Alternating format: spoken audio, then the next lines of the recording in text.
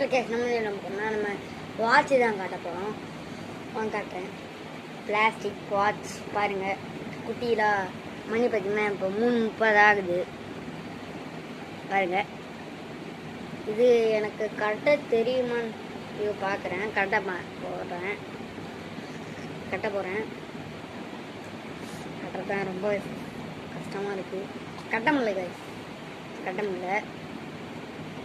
வாட்சை பாருங்க. வாட்ச் ஓ, இந்த குட்டி பேபி நீங்கள் படத்துலலாம் பார்த்துருப்பீங்க. இங்கே பாருங்க, ஆப்பிள் வாட்ச்.